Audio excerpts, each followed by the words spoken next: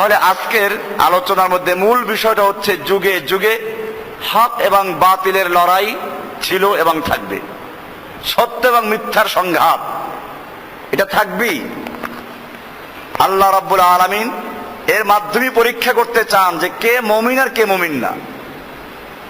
যারা অন্যায় করে ইসলাম তাদেরকে বিভিন্ন ভাবে নসিহত করে উপদেশ দিয়েছে। একটা রোগী যখন প্রথম রোগ ধরা পড়ে, ডাক্তার তাকে ঔষধ দেয়, মলম দেয়, অ্যান্টিবায়োটিক দেয়, এইসবের কোনোটাই যখন কাজ না হয়, শেষ পর্যন্ত ধরা পড়লো ক্যান্সার হয়ে গেছে, এখন এটাকে অপারেশন করতে হবে। ডাক্তার তখন বলে যে বাড়িতে গিয়ে 50,000 টাকা নিয়ে আসো, 1,00,000 টাকা নিয়ে আসো। লোকটা বাড়ি যায়, গরু বিক্রি করে, জমি বিক্রি করে, প্রয়োজনে ঘর বাড়ি পর্যন্ত বিক্রি করে, তারপরে মসজিদে দোয়াও পড়ায়, টাকা নিয়ে আসে। কি জন্য? ডাক্তার যেন তার হাতটা বা যে অঙ্গটায় ক্যান্সার হয়েছে এটাকে অপারেশন করে কেটে ফেলতে পারে। তাহলে এখন দোয়া হচ্ছে কিসের জন্য? কাটার জন্য। মনে করুন জিহ্বাতে ক্যান্সার হলো, এখন জিহ্বাটা কেটে ফেলতে হবে। ডাক্তার 50,000 টাকা চাইলো, টাকা নিয়ে আসবে। ডাক্তার টাকা পাইলো, লোকটাকে অপারেশন রুমে নিয়ে গেল, এখানে নিয়ে তার অঙ্গটা কেটে ফেললো। দুনিয়ার কোন জ্ঞানী একথা বলবে না ডাক্তার কেন তার রুমের মধ্যে একটা লোকের অঙ্গহানি করছে, কেন লোকটার একটা অঙ্গ কেটে ফেললো। রোগীর কোনো আপত্তি নেই, আত্মীয় স্বজনরা লিখিত দেয়, আমাদের কোনো আপত্তি নেই। কেন? এটা সকলেই জানে যে যদি এই লোকটার বাকি অঙ্গগুলো বাঁচাতে হয় তাহলে তার এই ক্যান্সার যুক্ত অঙ্গটাকে কেটে ফেলতে হবে। ঠিক তেমনি ভাবে একজন ডাক্তারের কাছে একটা রোগী যেরকম, আল্লাহ সুবহানাহু ওয়া তাআলার কাছে গোটা পৃথিবীর সমস্ত মানুষ সেরকম। একটা লোকের একটা অঙ্গে যেমন অপারেশন করা জরুরি, নতুবা গোটা অঙ্গকে নষ্ট করে ফেলবে, ঠিক তেমনি ভাবে গোটা পৃথিবী মানুষের মধ্যে আল্লাহ সুবহানাহু ওয়া তাআলা যে সংযোগ রেখেছেন, এইখানে যদি কোনো মানুষ ক্যান্সার হয় গোটা পৃথিবীকে ফিতনা ফাসাদ দিয়ে পরিপূর্ণ করে ফেলবে। সেজন্য আল্লাহ রাব্বুল আলামিন এদেরকে কতল করার জন্য, এদেরকে দুনিয়া থেকে বিদায় করে দেওয়ার জন্য অপারেশন করার জন্য হুকুম করেছেন। এই অপারেশন করার নামই হচ্ছে জিহাদ। মনে করুন পৃথিবীতে সবচেয়ে বড় ক্যান্সার এখন আমেরিকা, এবং এদের দোসর যারা, এরা সব জায়গায় নিজেদের ক্ষমতাকে স্থায়ী করার জন্য মানুষকে হত্যা করে। এখন দুনিয়ার মানুষের জন্য ফরজ হলো এই ক্যান্সার অপারেশন করা। আপনি বলবেন যে এদের কেমনে অপারেশন করব, এদের বিশাল শক্তি। সে উত্তর আজকের আয়াতে চলে আসলো, কাম মিন ফিয়াতিন কালিলাতিন গালাবাত ফিয়াতান কাসীরাতাম বিইজনিল্লাহি। তালুতের বাহিনীও বলেছিল, ক্বালু লা তাকাতা লানাল ইয়াওমা বিজালুত ওয়া জুনুদিহি। জালুত এবং তার সেনা দলের সঙ্গে যুদ্ধ করার মতো ক্ষমতা আমাদের নেই। মুমিনরা কি বলেছিল? ক্বালাল্লাযীনা ইয়াযুন্নুনা আন্নাহুম মুলাকুল্লাহি কাম মিন ফিয়াতিন কালিলাতিন গালাবাত ফিয়াতান কাসীরাতাম বিইজনিল্লাহ। কত ক্ষুদ্র ক্ষুদ্র বাহিনী, কত বিশাল বাহিনীর বিরুদ্ধে বিজয় লাভ করেছে আল্লাহর হুকুমে। কার হুকুমে? এজন্য মুমিনরা আল্লাহর উপরে ভরসা রেখে যুদ্ধ করে, অস্ত্রের উপরে নয়, জনসংখ্যার উপরে নয়। হক এবং বাতিলের লড়াই যুগে যুগে ছিল। আমরা যদি দেখি বাতিল যুগে যুগে যেই লেবাসে, যেই সূরত ধারণ করে এসেছে, হক তার বিপরীতে মোকাবেলার জন্য দাঁড়িয়েছে। আমরা দেখি আদম আলাইহিস সালাতু ওয়াস সালামকে যখন জান্নাতে তৈরি করলেন, ওইখান থেকেই হক এবং বাতিলের যুদ্ধ শুরু হয়ে গিয়েছিল। হক আদম আলাইহিস সালামের সুরতে, তো বাতিল ইবলিসের সুরতে দাঁড়িয়ে গেল। দুনিয়াতে আসার পরে আদম আলাইহিস সালামের সন্তানদের মধ্যে হক হাবিলের সুরত ধরে আত্মপ্রকাশ করলো, বাতিল তার মোকাবেলায় দাঁড়ালো কাবিলের সুরত ধারণ করে। এমনি ভাবে হক হযরতে নূহ আলাইহিস সালামের সুরত ধারণ করে আত্মপ্রকাশ করলো, বাতিল তারই ছেলে কেনানের সুরত ধারণ করলো।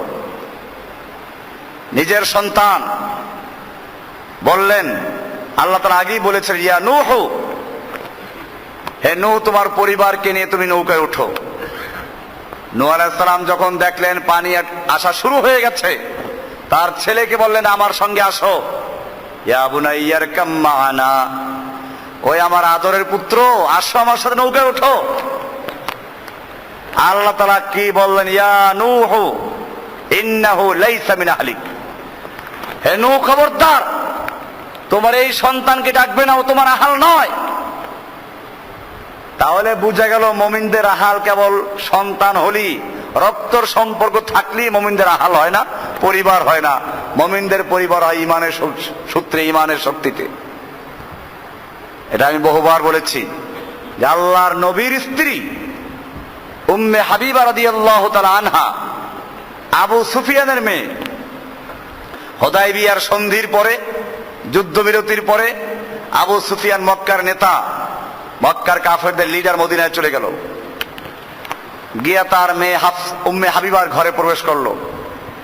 উম্মে হাবিবা তার বাপকে দেখা মাত্র তার ঘরের বিছানাটাকে উল্টিয়ে রাখলেন। আবু সুফিয়ান চালাক মানুষ, নেতা মানুষ,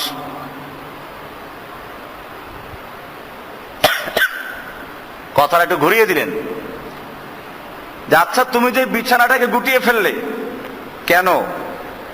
আমি অনেক বড় মানুষ, নেতা মানুষ, তোমার এই বিছানাটা আমার উপযুক্ত নয় সেজন্য গুটিয়েছ, নাকি আমি এই বিছানার উপযুক্ত নই? আল্লাহর নবীর স্ত্রী, যদিও তার মেয়ে, আবু সুফিয়ানের মেয়ে, তিনি বলছেন, আবু সুফিয়ান, তুমি একজন মুশরিক। আল্লাহ রাব্বুল আলামিন কোরআনে বলেছেন, ইন্নামাল মুশরিকুনা নাজাসুন, নিশ্চয় মুশরিক হচ্ছে নাপাক। আর এই বিছানাটায় আল্লাহর নবী বসেন, আল্লাহর নবী হচ্ছেন পবিত্র। আল্লাহর নবী যেই বিছানায় বসেন, সেই বিছানায় তোমার মতো কোনো নাপাক বসতে অধিকার রাখে না, আমি সেজন্য গুটিয়ে ফেলেছি। বোঝা গেল মুমিনদের আহাল, মুমিনদের পরিবার হয় ঈমানের ভিত্তিতে। সাহাবায়ে কেরাম সেই পরিচয় দিয়েছেন। মুসআব ইবনে উমাইর মুসলমান হয়েছেন, আর তার ভাই ওবায়দুল্লাহ ইবনে উমাইর বদরের যুদ্ধে বন্দী হচ্ছে মুসলিমদের হাতে। পাশ দিয়ে যাচ্ছেন ভাই সাহাবী মুসআব ইবনে উমাইর, বলছেন মুসলমানদেরকে, ওরে ভালো করে বাঁধো, ওর মা বড় ধনী, অনেক টাকা দিয়ে ওকে ছাড়াবে।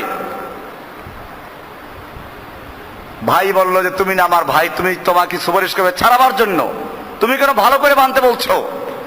বলো, তুমি আমার কিসের ভাই? তুমি মুশরিক। কোন মুশরিক কোন কাফের মুমিনদের ভাই হতে পারে না। আমার ভাই তো ওরা যারা তোমাকে বাঁধতেছে, তারা আমার ভাই। এই জন্য মনে রাখতে হবে, হক এবং বাতিলের লড়াই যুগে যুগে চলছে। বলছিলাম, বাতিল যখন কেনানের সুরত আত্মপ্রকাশ করলো, হক তখন নূহের সুরত ধরে তার মোকাবেলা করেছে। বাতিল যখন নমরুদের সুরত ধরে আত্মপ্রকাশ করেছিল, হক তখন ইব্রাহিম আলাইহিস সালামের সুরত ধরে তার প্রতিবাদ করেছে। বাতিল যখন ফিরআউনের সুরতে প্রকাশ করে পেয়েছিল, হক তখন মূসা আলাইহিস সালামের সুরত ধারণ করে প্রকাশ পেয়েছে। বাতিল যখন বনি ইসরাইলদের সুরত ধারণ করে প্রকাশ পেয়েছিল, হক তখন ঈসা আলাইহিস সালামের সুরত ধারণ করে তার মোকাবেলা করেছে। বাতিল যখন রোম, পারস্য তথা কায়সার এবং কিসরার সুরত ধারণ করে পৃথিবীতে অন্যায়ের রাজত্ব কায়েম করেছিল, তার মোকাবেলার জন্য মুহাম্মদুর রাসূলুল্লাহ সাল্লাল্লাহু আলাইহি ওয়াসাল্লাম আগমন করেছেন। বাতিল যখন তাতারীদের ফিতনার সুরত ধারণ করে পৃথিবীতে অত্যাচার এবং জুলুম শুরু করেছিল, হক তখন ইমাম ইবনে তাইমিয়া রাহমাতুল্লাহ সুরত ধারণ করে তার মোকাবেলা করেছে।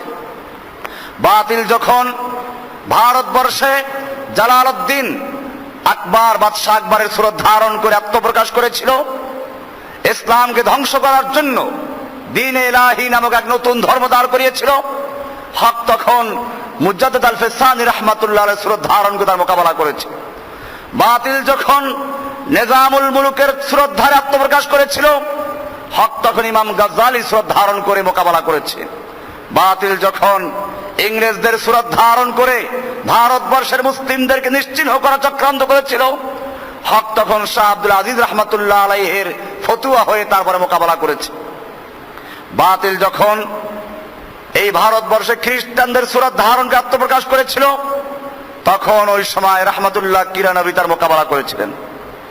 এমনি ভাবে বাতিল যখন কাদিয়ানির সুরত ধারণ করে আত্মপ্রকাশ করেছিল, তখন আতাউল্লাহ শাহ বুখারী রহমাতুল্লাহ আলাইহি তার মোকাবেলা করেছেন। যুগে যুগে হক এবং বাতিলের সংঘাত এবং লড়াই চলতেই থাকে।